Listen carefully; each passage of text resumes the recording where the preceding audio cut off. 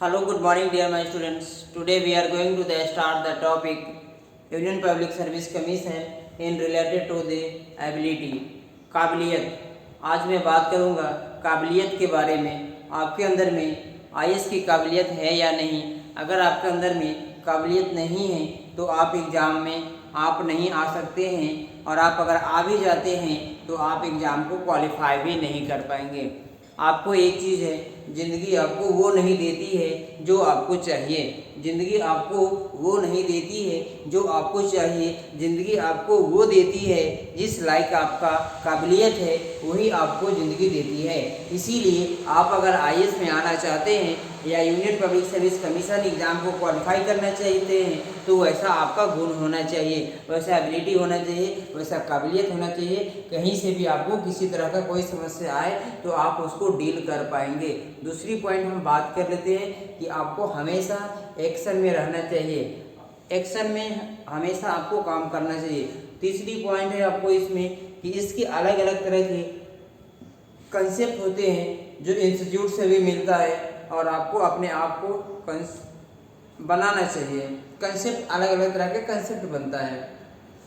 दूसरी पॉइंट में बात करेंगे, नेक्स्ट पॉइंट में आ रहा है आपके सामने बिलीव योर सेल्फ। बिलीव, आप अपने ऊपर बिलीव करना चाहिए कि नहीं मैं एक आईएएस ऑफिसर हूँ, मैं आईएएस ऑफिसर बन जाऊँगा। आपको बिलीव होना चाहिए। सबसे बड़ी बात ये होता है, आज के दौर में देखते हैं कि एक हवाई चल रहा है कि बहुत बच्चा सभी सिविल सर्विस की तैयारी कर रहे हैं कि मैं भी आईएएस बनूंगा, मैं भी आईएएस बनूंगा। लेकिन फ़र्क ये हो जाता है कि उसको अपने आप पर खुद ही बिलीव नहीं रहता है कि नहीं मुझे आईएएस, मैं उसको खुद ही बिलीव नहीं कि मैं आईएएस बनूंगा या नहीं बनूंगा।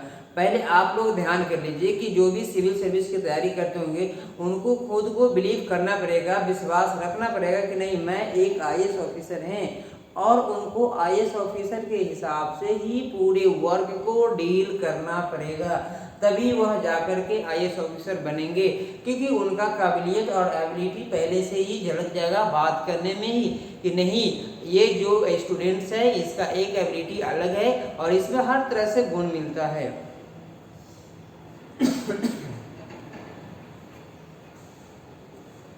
दूसरी ओर बात कर लेते हैं, हमेशा बी पॉजिटिव। आप ऐसा दोस्त होना चाहिए जो हमेशा आपको बी पॉजिटिव रहना चाहिए, कभी भी नेगेटिव नहीं जाना चाहिए। आप जानते हैं कि जो सिविल सर्विस वाले लोग होते हैं, स्टूडेंट होते हैं, उनके पास नेगेटिव वर्ड एक्सेप्ट नहीं करते हैं। बशर्ते नेगेटिव एक्सेप्ट नहीं करते हैं, लेकिन आपको वह नेगेटिव छोड़ेगा भी नहीं। तो फ़र्क ये पड़ता है कि आपको अपना इन्वायरमेंट एक्सचेंज कर देना है, यानी कि वातावरण को आपको एक्सचेंज करके रखना है। आसपास के आपको आसपास में जो भी नेगेटिव का माहौल है उस सबको क्रिएट कर एकदम यानी कि साइड करके रखना है, आपको रिमूव करके रखना है। सिर्फ वही लोग आपसे बात करेगा जो पॉजिटिव होगा, जो सिविल सर्विस की तैयारी करता होगा। और नेगेटिव हल्का सा भी आपको दिखेगा उसमें तो आप उसको रिमूव कर देंगे। जिस तरह से आप अपने बॉडी में अगर किसी भी तरह का कोई अगर डेंजर बीमारी हो जाता है तो आप उसको रिमूव कर देते हैं, उसी हिसाब को आपको अगर सिविल सर्विस की तैयारी करने के दरमियान में अगर कोई आपको नेगेटिव बात बोलता है कि तुमसे यह एग्ज़ाम नहीं क्रैक होगा, तुम आईएएस नहीं बन पाओगे, तो सबसे पहले तुम अपना ज़िंदगी से उसको रिमूव कर देना, क्योंकि नेगेटिव लोग आता ही नहीं है सिविल सर्विस में। हाँ, दूसरे एग्ज़ाम में नेगेटिव लोग जाता है उसका असर दिखता है, लेकिन सिविल सर्विस के एग्ज़ाम में नेगेटिव नहीं दिखता है, सिर्फ उसमें पॉजिटिव दिखता है। इसीलिए पॉजिटिव दिखता है कि वो हमेशा समाज को बदलने के लिए तैयार रहता है। अलग अलग तरह के समाज से लोग आते हैं क्योंकि उसमें आपको बदलाव चाहिए, लेकिन दूसरे एग्जाम में बदलाव कीजिए ना, उससे जो ज़्यादा कोई फर्क नहीं पड़ता, लेकिन सिविल सर्विस के एग्जाम में सबसे ज़्यादा फर्क पड़ता है। इसीलिए आपको हमेशा बी पॉजिटिव रहना है। अगर मैं तीसरी पॉइंट पर मैं बात कर लूँ, आप अपने लिखने की हैबिट को डेवलपमेंट कर लेंगे, ताकि जब आप अगर लिखने की हैबिट आपको डेवलपमेंट है तो आपको सिविल सर्विस एग्जाम पास करना बहुत ही इजी हो जाएगा। आप जानते हैं कि सिविल सर्विस का जो मेंस का जो एग्ज़ाम होता है उसमें आपको 7 मिनट में आपको आंसर को फिनिश कर देना है। बहुत सारे बच्चे ऐसे भी सवाल उनको आते रहता है कि सर पहले मैं मेंस की तैयारी करूं या पीटी की तैयारी करूं या इंटरव्यू की तैयारी करूं। कहने का मतलब ये है कि बहुत सारे बच्चे जो होते हैं उनको खुद ही ये पता नहीं है कि पहले किसकी तैयारी करें। आप ध्यान करेंगे कि इस एग्जाम की तैयारी के लिए आपको कम से कम आपको 2 साल देना पड़ेगा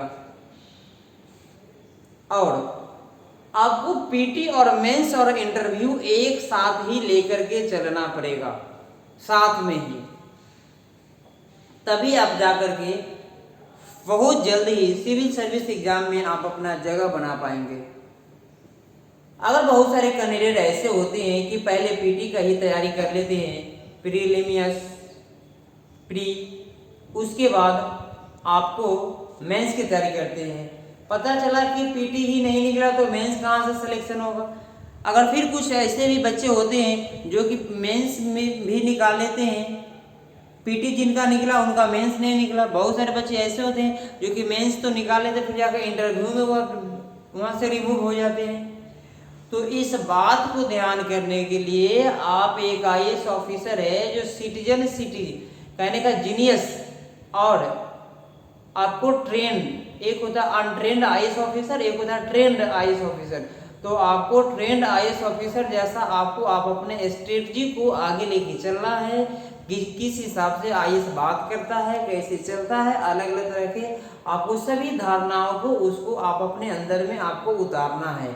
जिस हिसाब से आईएएस अपने प्लान को डील करता है, दूसरे ऑफिसर के साथ में कैसे बात करता है, कैसे वह माइक्रो प्लानिंग पहले से बना लेता है। अगर किसी भी मुद्दा है, किसी भी कहीं भी सोसाइटी में अगर डेवलपमेंट करना है, पहले उसके पास में एक खाका तैयार हो जाता है माइक्रो प्लान का, जो कि माइक्रो प्लान से उसे ये पता चल जाता है कि यहाँ पे कितना इन्वेस्टमेंट करना है, कितना नहीं है, किस चीज़ में जाएगा, और यह इन्वेस्टमेंट करते हैं तो इसमें क्या समाज को फायदा होगा कि नहीं, इस बात को ध्यान में करते हुए तब जाकर वो इन्वेस्टमेंट करता है।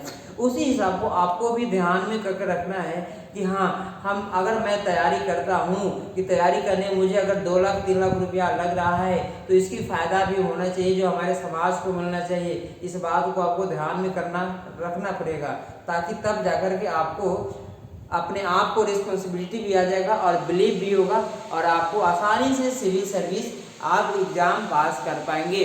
इसमें आपको कहीं से किसी तरह का कोई समस्या नहीं हो पाएगा और आपको अच्छे से आप सबको डील कर पाएंगे।